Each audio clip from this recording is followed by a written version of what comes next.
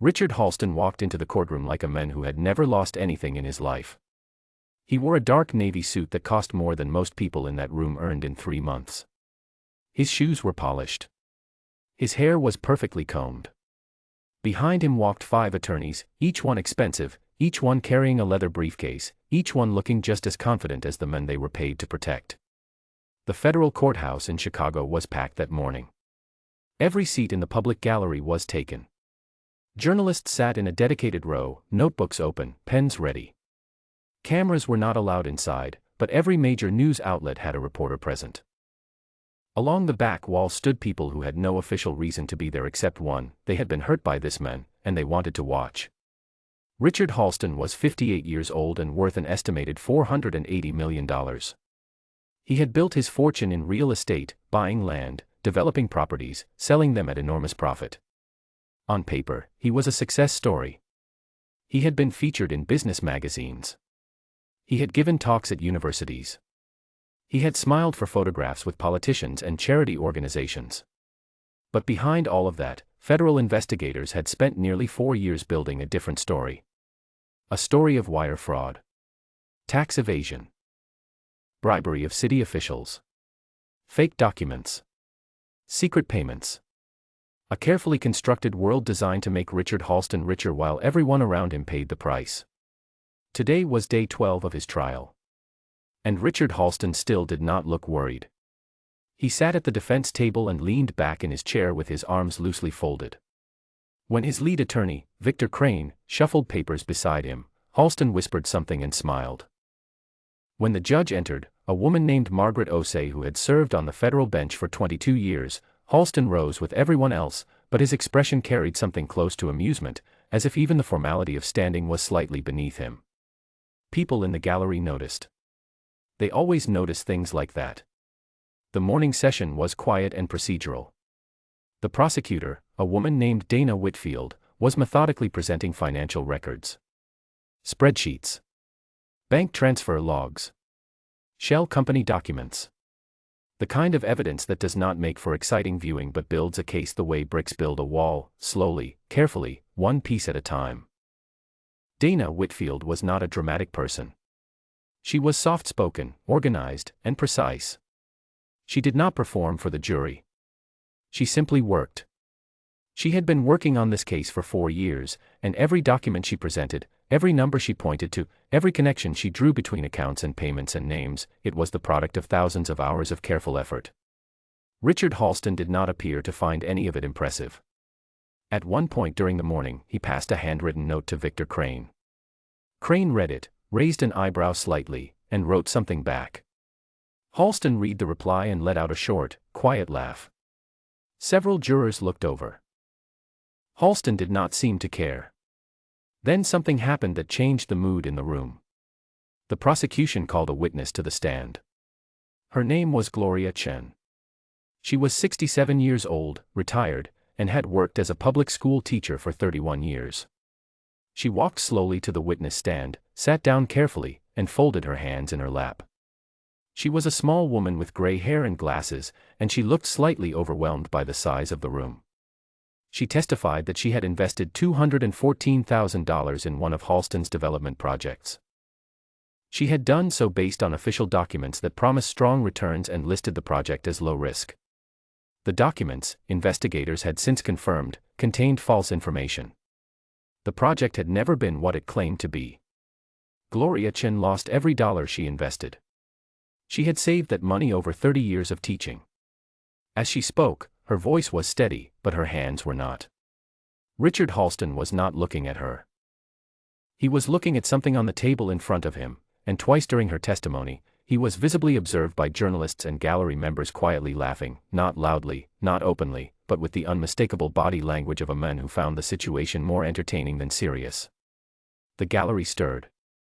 It was the kind of stirring that happens when many people feel the same thing at the same moment but cannot say it out loud. People shifted in their seats. A few exchanged glances. One woman near the back pressed her lips together and looked at the ceiling. Judge Osei noticed. She said nothing yet, but her jaw tightened slightly, and she made a small note on the pad in front of her. Court broke for lunch at 12:30. As the room emptied and people moved into the corridor, Richard Halston paused near a cluster of journalists. He was not required to speak to them. His attorneys would generally advise against it. But Halston stopped anyway, straightened his jacket, and smiled in the practiced way of a man who had spent decades managing his public image. He told them the case had no foundation. He told them the prosecution was chasing a theory, not evidence. He said he expected the jury would see through it quickly, and that by Thursday of that week, he would be walking out of the courthouse a free man. He said it the way someone might discuss a minor scheduling inconvenience, lightly, casually, without a trace of concern. The journalists wrote everything down. The afternoon session began at 2 o'clock. Victor Crane delivered his closing argument. It was a long and polished performance. He walked the jury through each charge and offered a counter-explanation for every piece of evidence. The payments were legitimate business expenses. The documents were standard practice in the industry. The government, he argued, had spent 4 years misreading ordinary real estate transactions and calling them crimes because it made for a better headline. He was good. He was very good. And Richard Halston sat through the entire argument with his arms crossed and a faint nod of approval on his face, as though watching something he had already rehearsed and already knew would work. Then Dana Whitfield stood up. She did not raise her voice. She never raised her voice. She walked to the front of the room, set a single folder on the podium, and told the court that the prosecution had one final piece of evidence it wished to present during rebuttal. She called it Exhibit 114C. Victor Crane immediately objected. His objection was sharp and technical. The exhibit had not been included in pretrial filings, he argued, and introducing it at this stage was procedurally improper.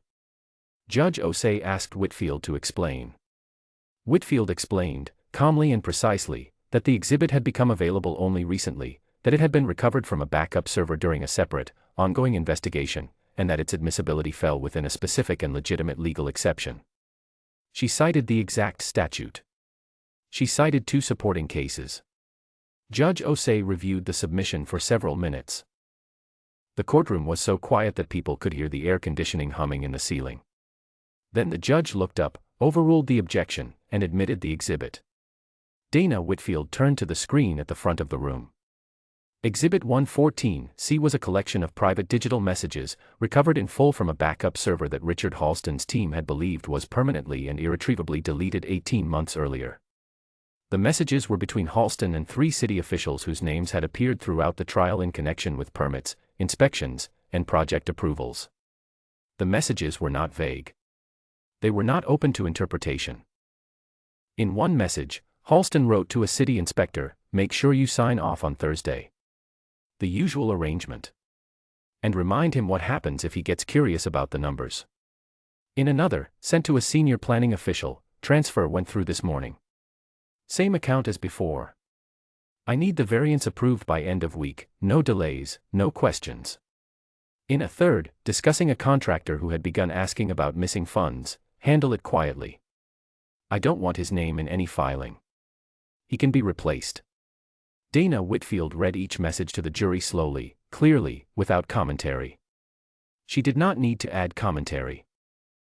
The messages spoke in Richard Halston's own words, in his own voice, about exactly what he had been accused of doing. The room was completely still.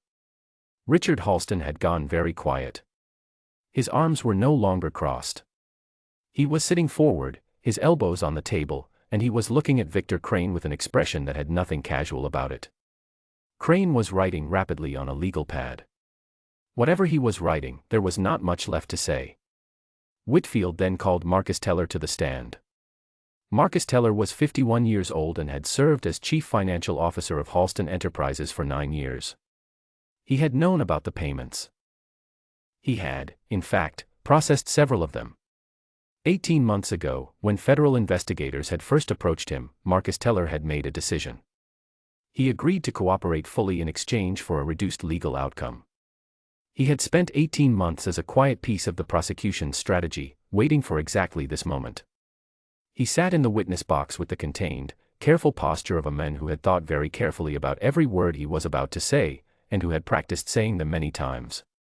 He confirmed the messages. He confirmed the payments. He provided dates, account numbers, names, and the internal code words that Halston's team had used to refer to the bribe payments in official documents so they would not appear as what they were. He explained how the system worked, step by step, with the detailed knowledge of someone who had been inside it. By the time he finished, there was nothing left to argue about. Victor Crane had no further questions. He sat back in his chair and said, simply, nothing further. His voice was neutral, but his face had the look of a man who understood exactly what had just happened and was already thinking about what came next. Closing arguments concluded. The jury was sent to deliberate. They returned after 6 hours and 40 minutes. The courtroom filled again for the reading of the verdict. The gallery was, if anything, even more crowded than it had been that morning. Word had spread through the building during the afternoon that something significant had happened in the rebuttal phase, and people who had left for the day had come back. The back wall was lined with people standing. The air in the room felt dense and expectant. Richard Halston sat at the defense table in the same suit he had worn all day, though it no longer looked quite as composed as it had that morning. He sat very still. His 5 attorneys sat around him. Nobody was passing notes. Nobody was smiling. The jury filed in. 12 people, none of whom looked at the defense table as they took their seats. Experienced courtroom observers often say that when a jury avoids eye contact with the defendant, it means something. Everyone in that room knew what it meant. The foreperson was a woman in her mid-40s, a high school principal. She stood when Judge Osei asked her to and held the verdict form with both hands. She read each count in a clear, even voice. Guilty. Guilty. Guilty. Guilty. Guilty. Guilty. Guilty. 7 charges. 7 verdicts. All the same word. The gallery did not erupt. There was no cheering, no shouting. Instead, there was a long exhale, the kind that happens when many people have been holding their breath without realizing it, and the breath finally releases all at once. A few people pressed their hands to their faces. A few wept quietly. Gloria Chen, the retired teacher, sat in the 3rd row of the gallery with her head slightly bowed and her hand over her mouth, and she stayed that way for a long moment. Judge Osei thanked the jury and dismissed them.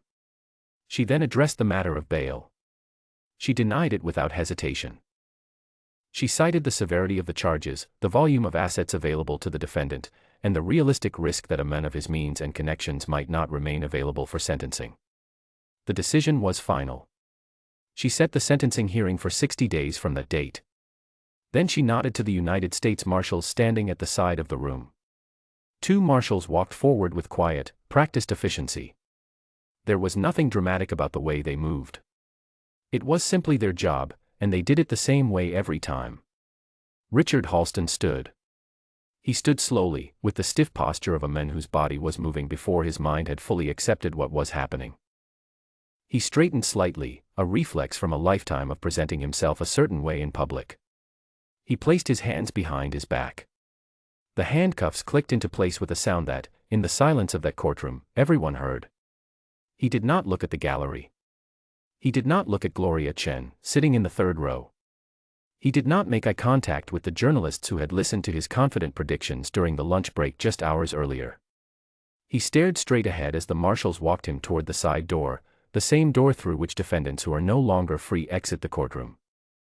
The man who had laughed during a grandmother's testimony, who had passed joking notes to his lawyers while a woman described losing her life savings, who had told reporters he expected an acquittal by Thursday, that man walked out of the room in handcuffs, surrounded by federal officers, in front of every single person he had spent the last 12 days dismissing. Victor Crane remained at the table, collecting his papers slowly. He had nothing to say to the press. He left through a different door a few minutes later without speaking to anyone. In the corridor outside, the victims and their families stood in small groups. Some of them hugged each other. Some of them simply stood quietly, looking at nothing in particular, processing something that had taken years to arrive. At sentencing 60 days later, Richard Halston received 19 years in federal prison. The judge was clear in her remarks that the evidence had been overwhelming, that the conduct had been deliberate and sustained over many years, and that the harm caused to real people, people who had trusted documents bearing his name and his signature, was serious and real.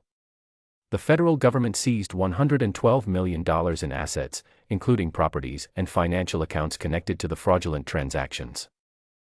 A restitution fund of $47 million was established for the investors who had been deceived. Gloria Chen received her $214,000 back in full. Marcus Teller, the former CFO who had cooperated with investigators, received 18 months of probation in recognition of his assistance. The backup server, the one that Richard Halston's team had been certain was gone forever, had been discovered during a routine audit of a data storage facility connected to a separate investigation. A single technician, doing standard recovery work on an unrelated case, had found the files. He had flagged them. And they had changed everything. Sometimes the truth does not disappear when you delete it. Sometimes it simply waits. Richard Halston had spent decades building something enormous, not just a financial empire, but a version of himself that he believed no one could touch. He walked into that courtroom on day one the same way he had walked into every room his entire adult life, certain that his money, his lawyers, and his confidence were enough. Certain that the rules that applied to other people did not quite apply to him. Certain that the right combination of intelligence and resources could outmaneuver anything. What he did not account for, what men like him rarely account for, is the patience of truth. It does not need to hurry. It does not need to perform. It simply waits for the right moment, and then it speaks in a voice that no amount of money can talk over. The courtroom that day held hundreds of people. Journalists. Legal professionals. Federal agents. Ordinary men and women who had come because something important was happening and they wanted to witness it. And what they all witnessed, in the end, was not complicated. A man who thought he was above the law discovered, in the most public way possible, that he was not. And the sound of those handcuffs clicking into place was, for many people in that room, the most honest sound they had heard in a very long time.